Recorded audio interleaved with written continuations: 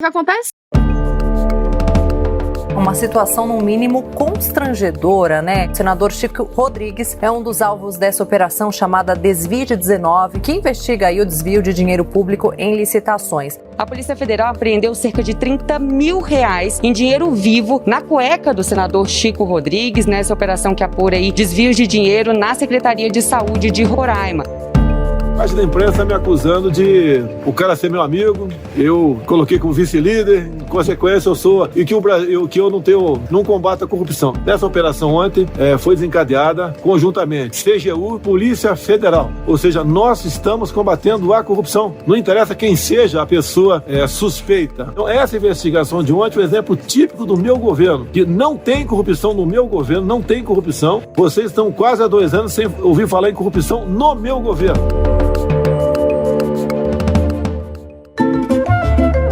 Olá, sejam todos muito bem-vindos. Começa agora o Horário de Brasília, comigo, Daniela Lima, e com a maravilhosa Renata Agostini. Oi, Renata. Oi, Daniela. Olá a todos os nossos ouvintes do Horário de Brasília. Gente, essa semana eu costumo dizer aqui na abertura desse que é o podcast de política da CNN, que aqui você vai saber sobre tudo o que importa no Brasil, de política, de economia, negociações. A Renata se acaba para tentar explicar o que é IGPM, o que é fundo disso, fundo daquilo. Precatório. Mas assim, essa semana a coisa tá tão louca.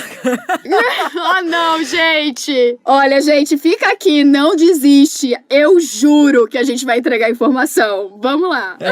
Vamos, com a seriedade que o tema merece, porque afinal de contas é suspeito de ter roubado, né? Desviado dinheiro do combate à pandemia. De quem a gente está falando? Do senador Chico Rodrigues. Ele é do Democratas de Roraima. Foi alvo de uma operação de busca e apreensão da Polícia Federal na quarta-feira. Suspeito de estar envolvido no desvio de muito dinheiro que foi destinado ao combate à Covid-19 no estado dele. Dinheiro de emendas. Pois muito bem, no meio dessa batida policial... Vai, Renata, conta aí o que aconteceu.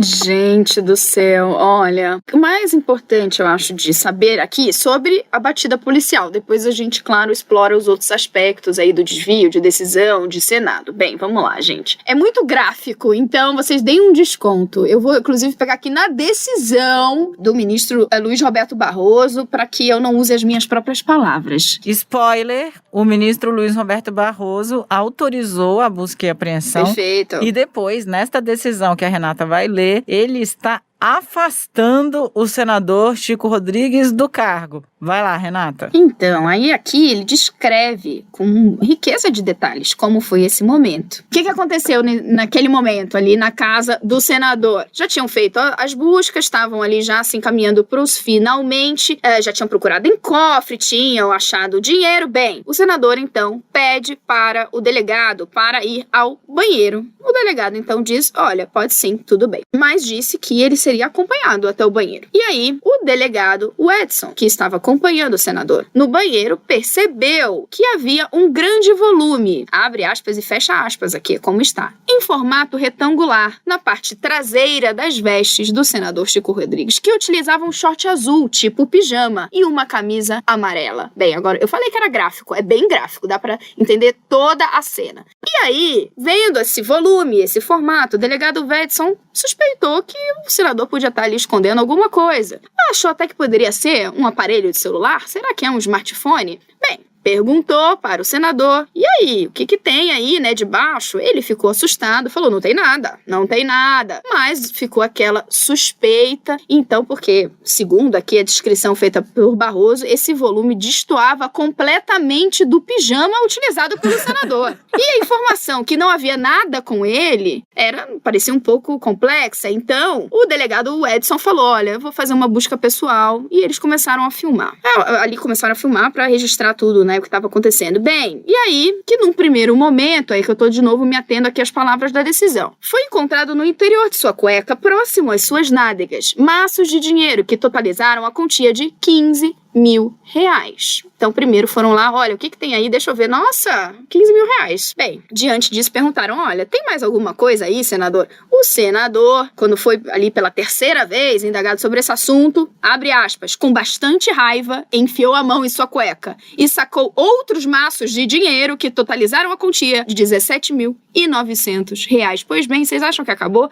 Saiu 15 mil, depois saiu mais 17.900 dessa cueca. E aí, eles decidem, então, fazer uma nova busca, porque veja só, ele já mentiu que tinha, já mentiu 2 vezes, vamos conferir novamente o que acontece? Acham mais 250 reais. Vamos fazer uma memória muito rápida. Dinheiro na cueca e política, é a primeira vez que isso acontece? Não, é a primeira vez que eu vejo isso acontecendo envolvendo diretamente um parlamentar. Vamos puxar pela memória. 2005, já estava no ar o escândalo do Mensalão. Um assessor do deputado José Genuíno, do PT, foi pego pela polícia com dólares na cueca. Isso virou um caso épico e aí é importante a gente registrar aqui, por dever jornalístico, que o Superior Tribunal de Justiça, o STJ, excluiu o parlamentar desse processo, dizendo e entendendo que ele não tinha qualquer conexão com o assessor, com o transporte desses valores que estava sendo feito pelo assessor, então centralizou no assessor as investigações e excluiu o parlamentar. Salta para 2009, explode um escândalo conhecido como Mensalão do DEM. O governador, então governador do Distrito Federal, José Roberto Arruda, foi gravado por bastante tempo por um aliado, então era aliado, Durval Barbosa era o nome dele. Esse Durval Barbosa gravou não só José Roberto Arruda, mas gravou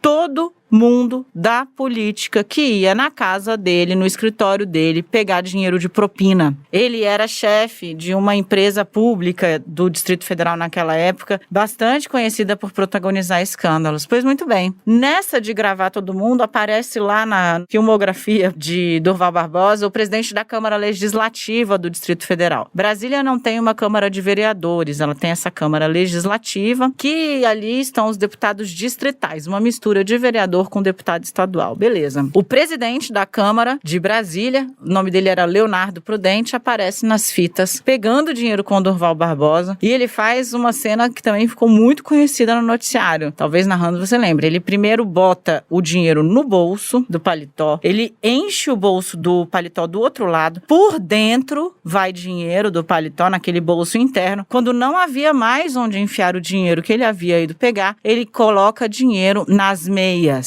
Esse é o registro mais claro de um detentor de mandato pegando dinheiro. O que é mais digno botar na meia do que botar na cueca. Amiga do céu. O senador Chico Rodrigues, ele dobrou a meta, né? Ele dobrou a aposta e o pior, assim, a cena é tão vexatória, os detalhes são tão escatológicos que o ministro Luiz Roberto Barroso, nessa decisão que a gente contou pra vocês aqui de spoiler, essa decisão veio na quinta-feira, e que ele afasta Chico Rodrigues do Senado e detalha, como a Renata leu aí, como é que esse dinheiro foi encontrado, ele decidiu deixar o vídeo, porque como a Renata falou, sempre que tem busca e apreensão, a PF grava essas ações para provar como foi que chegou aquelas evidências relacionadas ao que está sendo investigado, aquelas provas ou eventuais registros. Então isso é filmado, isso é gravado, isso é fotografado, pois Luiz Roberto Barroso achou que era tão vexatório o que aconteceu durante a busca para chegar até esses últimos 250 reais, que ele colocou sob sigilo o vídeo da batida policial íntima, digamos assim, no senador Chico Rodrigues. Renata? Exatamente. Bem, a gente não sabe exatamente como foi, mas aqui o ministro Luiz Roberto Barroso diz que, enfim, tem o vídeo, tem o registro, foi isso que aconteceu. E aí, o que ele faz? Diante disso, ele determina, né,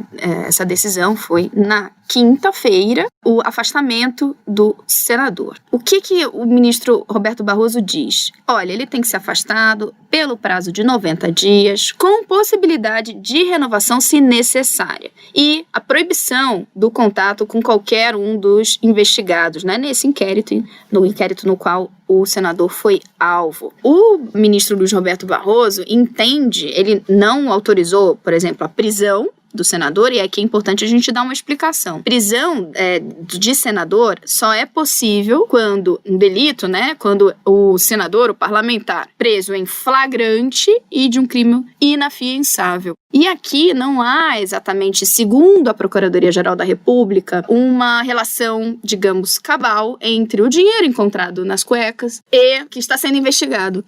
O que está sendo apurado aqui? Um esquema de desvio de recursos estes que seriam destinados ao combate à pandemia do novo coronavírus. Esse é um aspecto importante. É claro que é gráfico, é bilário, é um pouco... A palavra da Dani é perfeita, é extremamente vexatório o que aconteceu. Inclusive, eu coloco aqui um ministro do governo Jair Bolsonaro com quem eu conversei para entender, olha, como assim? Como é que foi isso? Uma das primeiras coisas que ele falou, olha, não tem como explicar. Aliás, esse cara é meio burro, porque se você encontrasse dinheiro vivo na casa dele, que era o caso, logicamente é muito ruim. Mas a partir do momento que ele coloca na cueca, que ele tá tentando esconder, assim, como explicar? Por que você tá tentando esconder um dinheiro que eventualmente é lícito, né? Caso essa fosse a argumentação. Dinheiro na cueca, nas nádegas, não tem o que fazer, não tem como explicar. Ele tá dizendo que ele vai explicar, mas olha, olhando daqui, não tem como explicar. Então, Barroso diz que, olha, ele não é o caso, né, da prisão,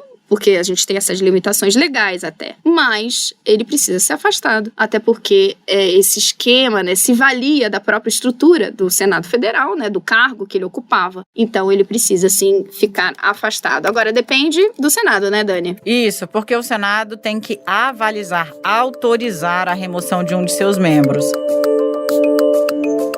É muito difícil numa situação como a de Chico Rodrigues, que o caso virou uma grande febre nas redes sociais, com detalhes podres mobilizando absolutamente todo mundo, inclusive a gente que está aqui falando sobre ele. Você pensa, é um senador do Democratas de Roraima, merece toda essa atenção, afinal de contas e tal, não fosse o bizarro, merece. Ele não é um senador de projeção dentro do parlamento, inclusive a Renata vai contar. Você perguntou, ligou para parlamentares para saber qual era a dele, né, para poder apurar qual era a dele, o que você ouviu? Basicamente um Chico quem? Pois é, Chico quem? Chico Rodrigues não tem grande projeção dentro do parlamento, não é um grande articulador, não é uma pessoa que é muito conhecida por seus pares, por pares de outros partidos, mas é uma pessoa que gozou durante muito tempo de proximidade, de certa intimidade com o presidente Jair Bolsonaro, a ponto de o presidente ter dito sobre os anos que conviveram na Câmara dos Deputados que eles tinham quase que uma união estável, num vídeo que voltou a viralizar. Ele era vice-líder do governo no Senado. O que isso significa? Que ele era indicado pelo Palácio do Planalto para exercer a função de se articular, de fazer articulação política, de aprovar projetos de interesse do governo dentro do Senado. Essa era a confiança, mas era o gabinete de Chico Rodrigues quem abrigava Léo Índio. Léo Índio é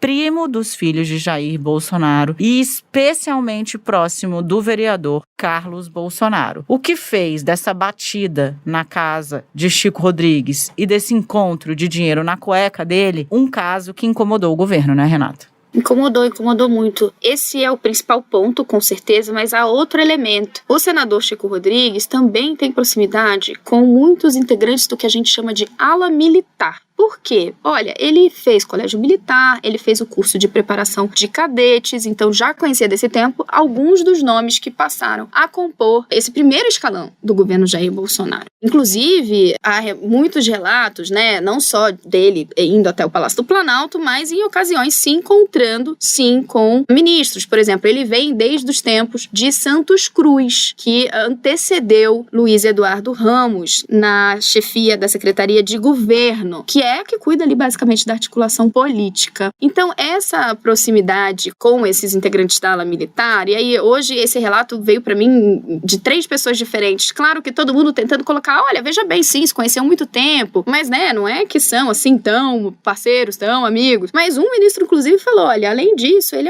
era uma pessoa muito agradável de se falar. Claro que todo mundo dizendo que não imaginava que o desfecho seria esse. Então, houve, sim, esse incômodo e houve, diante disso, uma operação muito rápida para que Jair Bolsonaro se distanciasse de Chico Rodrigues. O que aconteceu? Quando o presidente Jair Bolsonaro foi avisado de que a operação tinha como alvo Chico Rodrigues, que as circunstâncias eram aquelas, começou ali uma série de reuniões e trocas de telefonemas para decidir o como fazer, não era o que fazer mais, era o como fazer. Por que telefonemas? O ministro Luiz Eduardo Ramos, que cuida da articulação política, está com Covid, portanto está afastado. E o líder do governo no Senado, que é encarregado dos vice-líderes, o senador Fernando Bezerra está fora da cidade. A gente não tem nada essa semana aqui em Brasília. Teve recesso, todo mundo foi para suas bases, foi fazer outra coisa da vida. O que aconteceu? Bem, Jair Bolsonaro, segundo relatos de auxiliares presidenciais, falou, olha, precisa dar um jeito. Luiz Eduardo Ramos falou, ok, vou conversar com Fernando Bezerra. Mas Fernando Bezerra não conseguia contato com o senador Chico Rodrigues. A solução ali já era, olha, vamos fazer com que ele peça para sair. Melhor assim. Se ele não pedir para sair, já estavam ali preparando um documento que tem que passar, inclusive, pelo ministro Jorge Oliveira. Tinha ali um trâmite, mas, segundo me relataram, isso já estava sendo encaminhado caso ele se recusasse por alguma razão de pedir seu afastamento. O problema, então, ficou para ser resolvido quando o senador Fernando Bezerra, depois de algumas tentativas, finalmente conseguiu falar com o senador Chico Rodrigues. Ele, portanto, disse que sim, que faria esse movimento e a coisa foi resolvida. Agora, um bastidor importante, me pareceu, que um auxiliar do presidente Jair Bolsonaro me relatou. Antes do presidente Jair Bolsonaro deixar o Palácio da Alvorada e falar com seus apoiadores sobre esse episódio e dizer que, veja bem, né? Se um vereador faz algo de errado, não tenho nada a ver com isso. Tá? Ou melhor, eu tenho a ver para ir para cima dele, com a Polícia Federal, se for o caso, com o apoio da CGU. É isso que nós fazemos. Então esse caso aí é mais uma mentira da imprensa que quer desqualificar meu governo a todo tempo. Ele acionou o núcleo duro do Palácio do Planalto para entender como ele ia agir, o que ele deveria falar. Então esse assunto foi tratado com seriedade, com preocupação pelo Palácio do Planalto, em 2 momentos-chave. Um é, o que fazemos, como fazemos, por favor, Fernando Bezerra e Ramos, cuidem disso, o quanto antes. E 2, como eu, como presidente da República, vou me comunicar sobre esse assunto. E o desconforto não parou no Palácio do Planalto. 2 personagens importantes da República foram conectados a esse escândalo por conta do parentesco, digamos assim, partidário, né? O presidente da Câmara, Rodrigo Maia, e o presidente do Senado, Davi Alcolumbre, ambos filiados ao Democratas, disseram que não vão comentar, decidiram não comentar a apreensão de dinheiro na casa do correligionário de Chico Rodrigues, que também é do DEM. O presidente do Democratas, ACM Neto, emitiu uma nota em tom bastante sóbrio, dizendo que não vai deixar de punir ninguém e que pediu acesso às investigações, o que o Democratas de fato fez na própria quinta-feira. Agora, nos bastidores, a pressão para que Chico Rodrigues peça afastamento do partido é muito grande. Explico. Ele vai ser alvo mais cedo ou mais tarde de um processo disciplinar para deixar a legenda, ser afastado ou desfiliado, enfim. Mas isso toma tempo. Assim como toda e qualquer organização, um partido tem regras e para você expulsar alguém, você precisa cumprir essas regras. O DEM quer resolver o mais rápido possível de uma forma, digamos, amigável. Então, gentilmente, eles estão replicando o Capitão Nascimento e dizendo ao Chico Rodrigues, pede para sair. Um detalhe importante, a gente está falando aqui como a situação política dele é muito difícil. Então, você tem essa decisão de Barroso, tem o próprio partido dele falando, olha, tá difícil, vamos sair daqui. Você tem o Palácio do Planalto virando as costas na primeira hora, como Daniela disse, um clima muito favorável a afastá-lo. E aí que vem a cereja do bolo maravilhosa, roteirista de Brasil, obrigada, porque tá caprichando. Se ele é afastado, se ele sai, quem assume é Pedro Arthur Ferreira Rodrigues, que vem a ser filho do nosso senador que esconde dinheiro na cueca.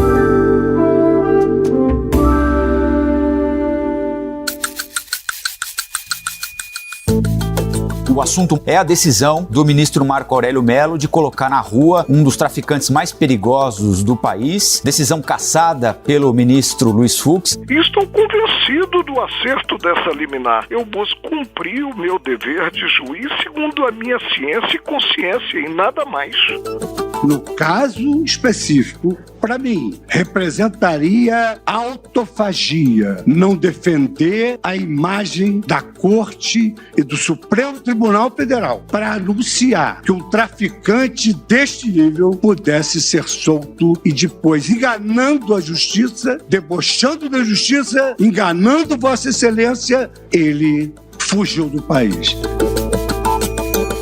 Teve outro Outro assunto muito importante e rumoroso, bom, a soltura de André do Rep, o chefão do PCC que conseguiu um habeas corpus de Marco Aurélio Mello, ministro do Supremo Tribunal Federal. Olha só, como é que o caso dele chegou no Supremo, Renata? O André do Rep, os advogados dele, foram ao Supremo dizendo, olha, é o seguinte, o artigo 316 do Código de Processo Penal não está sendo cumprido aqui no caso do meu cliente, veja só. Aí você vai lá ver que diabo de artigo é esse. É um artigo que foi incluído pelo Congresso no pacote anticrime, que diz o seguinte, prisões de pessoas que ainda não foram condenadas em definitivo, ou seja, cabe recurso, elas precisam ser reavaliadas, as chamadas prisões provisórias, elas precisam ser reavaliadas pelo juiz de 90 em 90 dias. Isso foi incluído para quê? Para evitar que pessoas presas por bobagens, muitas às vezes até sem advogado, sem representação, se você pensar nas pessoas mais pobres ali, busca, sei lá, o caso de uma pessoa que foi no Supremo, também pediu um habeas corpus por causa do roubo de um shampoo e não conseguiu a soltura. Enfim, nesse caso, para que o juiz lá da primeira instância já possa ir revendo a necessidade de manter essa pessoa presa. Ela é realmente perigosa? Esses 90 dias já não deram? Precisa de mais tempo? Enfim. Bom, André do Rep não teve a prisão revalidada, digamos assim, depois de 90 dias. O Ministério Público não pediu a prorrogação da prisão dele. A polícia não pediu a prorrogação da prisão dele. E o juiz da instância originária, né, aqui de Santos, São Paulo, não prorrogou também a prisão dele. Eles foram ao Supremo, o ministro Marco Aurélio olhou e falou, bom, não cumpriu o pedido de renovação depois de 90 dias, eu vou soltar. Soltou um chefão do PCC, causou um alarde enorme. No dia seguinte, Luiz Fux foi lá e deu uma decisão dizendo, não vale o que Marco Aurélio escreveu, tô caçando a decisão que soltou o bandidão do PCC e vou mandar prender de novo. Adiantou um total de nada coisas, porque o cidadão já tinha fugido, inclusive, do Brasil. O que aconteceu, o resultado dessa operação, além da mega atrapalhada e, claro, do chefão do PCC ter deixado a cadeia depois de ter passado 5 anos foragido da justiça, conseguiu escapar de novo, é que o climão se instalou no Supremo. Nossa, olha, mas é de um jeito, gente. Isso que Fux assumiu tem exatos 1 mês e 6 dias. Olha, gente, vocês precisam entender que é o seguinte, até para uma corte que nos brindou com pitadas de psicopatia,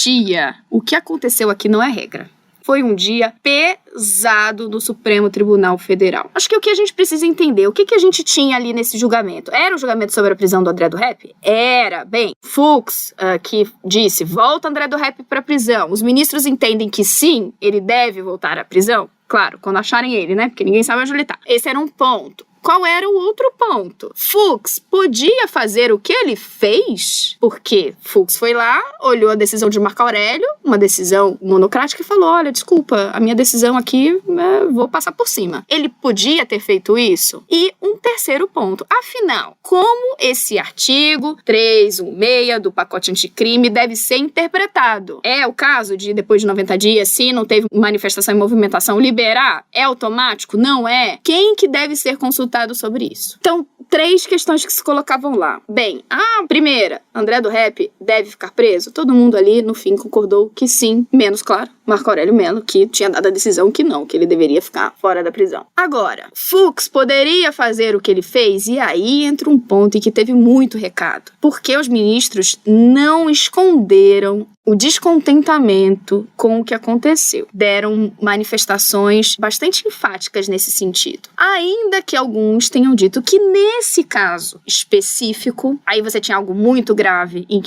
que se apresentavam condições para que fosse tomada uma medida excepcional. Excepcionalíssima, como disse o próprio presidente Luiz Fux, que abriu o seu voto dizendo que não seria regra, que era algo excepcional, mas que ele tinha sim o direito de fazer, porque o presidente do Supremo Tribunal Federal, segundo o regimento, pode tomar essa atitude em alguns casos, e eram os casos que se apresentavam, e ainda havia precedentes, porque ex-presidentes fizeram a mesma coisa, aliás, é importante comentar, fizeram a mesma coisa com decisões de Marco Aurélio Mello. Então, ele diz, olha, eu podia fazer e eu achei que era o caso de fazer. Os ministros modularam, alguns apontaram aprofundaram o tema é o caso da ministra Rosa Weber, que inclusive disse, olha, eu analisei mais detidamente isso porque eu sou vice-presidente, na ausência de Fux, então eu poderia estar na situação de também cassar uma decisão monocrática, ou seja, uma decisão de um colega. E ela entendeu que não há, em termos de matéria penal, essa possibilidade. E vários ministros pontuando que não há hierarquia ali, que o presidente do Supremo Tribunal é um coordenador e não está acima dos outros 10 ministros. A real é a seguinte, o que Fux fez, apesar dele dizer que tem precedente, não tem precedente. O diabo mora nos detalhes, e nesse caso também é por isso que deixou tanta gente de orelha bastante em pé, a ponto de a ministra Rosa Weber, que é um dos perfis mais perfil baixo, no sentido de muito discreta, ela é super fechada, ter falado o que ela falou. Ela disse com a devida vênia, ou seja, peço licença para dizer para você que isso que você fez carece de amparo regimental e legal, ou seja, não para de pé nem no regimento do Supremo, nem na lei, no entendimento dela. Para uma mulher como Rosa Weber falar isso é porque alguma coisa você fez muito fora da curva. Ele cita precedentes ali, Renata, que tem uma diferença bastante importante em relação ao que ele fez agora. Os casos que ele cita são de decisões tomadas por presidentes do Supremo que anularam atos de colegas no plantão. Quando o Supremo está de recesso, só o presidente do Supremo e o vice, eles se intercalam, é que despacha, é que decide, porque o Supremo está de recesso. Uma das decisões que ele citou, por exemplo, foi a que Marco Aurélio Mello era vice-presidente do Supremo, assume a presidência, porque eles revezam, como eu disse, o presidente e o vice durante o recesso, para que também possam descansar, assume a presidência do Supremo e concede um alvará de soltura a Salvatore Cacciola. Se você é muito, muito, muito jovem, dá um Google. Se você não é tão jovem, você sabe que Cacciola era tipo um mega lavador de dinheiro, enfim. É um escândalo bastante conhecido aqui. Se você é muito jovem, melhore. Se você não é, não faça a cena aqui, porque você sabe exatamente do que estamos falando. Pois é, Marco Aurélio Mello pega no plantão e liberta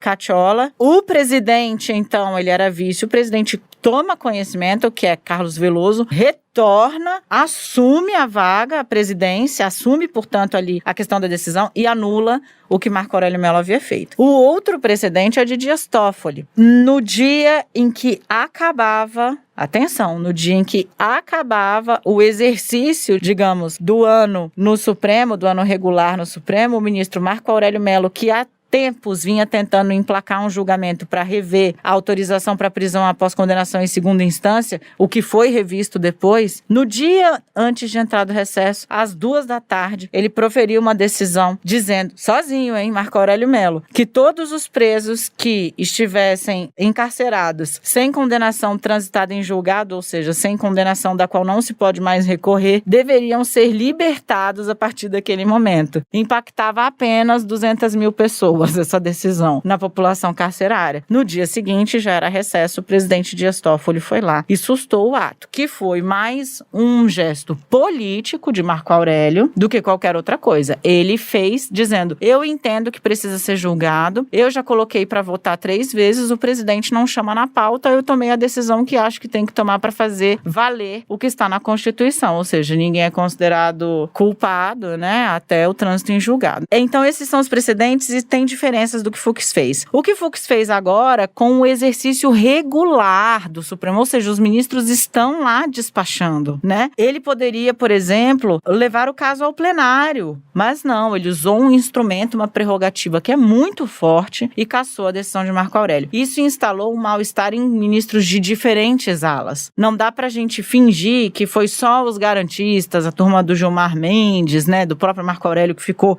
#chateada, não. Ministra Rosa Weber, todos os ministros pontuaram, olha, isso é em casos excepcionalíssimos. O próprio Fux foi obrigado a abrir o seu voto com o meia-culpa, né, Renata? Meio que dizendo, fiz, não voltarei a fazer. E ele teve que repontuar isso ao longo do julgamento várias vezes. Em diversos momentos. E aí a gente entra na parte mais complicada, né, ali do julgamento, porque a gente tem o voto que, nesse segundo dia, era o mais esperado, de Marco Aurélio Mello. e ele não decepcionou a audiência, porque o ministro Marco Aurélio Mello atacou de forma muito incisiva o presidente do Supremo Tribunal Federal. Vamos lá, porque são muitos, fazer um the best of vai ser complicado, mas a gente se esforça, se esmera aqui no horário de Brasília. Ministro Marco Aurélio Mello diz que não se sente no banco dos réus, que ele atuou como julgador, que ele continua convencido do acerto na liminar. Se alguém errou, não fui eu, não posso ser bode expiatório. E diz que o presidente do Supremo Tribunal Federal deve ser um algodão entre os cristais, não pode ser trepidante, levando ao descrédito o próprio judiciário. Disse que Fux é um censor, um tutor e curador de um par. E depois Marco Aurélio vai além, ele diz o seguinte: em jogo não está sabendo se o presidente, o todo-poderoso presidente, pode ou não cassar uma decisão do ministro Marco Aurélio. O que está em jogo neste julgamento é saber se o presidente pode tirar do cenário jurídico, em primeiro lugar, e dizer se isso é possível. Amanhã a presidência poderá cassar uma decisão do ministro Alexandre de Moraes, uma decisão da ministra Carmen Lúcia, uma decisão do ministro Luiz Edson Fachin, uma decisão do ministro Ricardo Lewandowski, e no passado Vossa Excelência já cassou uma decisão dele, ministro Ricardo Lewandowski. Mas a situação não chegou ao plenário. Essa hoje chegou. E se alguém falhou, não fui eu. O que ele estava querendo dizer, basicamente, é aquele bom e velho eu sou você amanhã. Colocou na mesa bem claro, dizendo, hoje ele está derrubando a minha decisão. Amanhã a decisão de nenhum de vocês aqui vai valer nada se ele não quiser. E ele seguiu, né, Renata? Ele seguiu, ele disse que, afinal, quem ganha com isso? Apenas a vaidade do presidente. Eu vou acelerar um pouquinho, porque parece ruim, gente, mas fica pior, tá? Porque a gente tem ali uma discussão final entre o presidente do Supremo Tribunal Federal e o ministro Marco Aurélio. O presidente do Supremo Tribunal Federal disse que Marco Aurélio, apesar de ter falado tudo aquilo, não enfrentou o mérito da questão e que o plenário, por sua maioria, resolveu enfrentar o mérito. Portanto, ele deveria fazer isso. E aí, Marco Aurélio não reage nada bem. Era só o que me faltava. Vossa Excelência querer me ensinar a votar. Eu apenas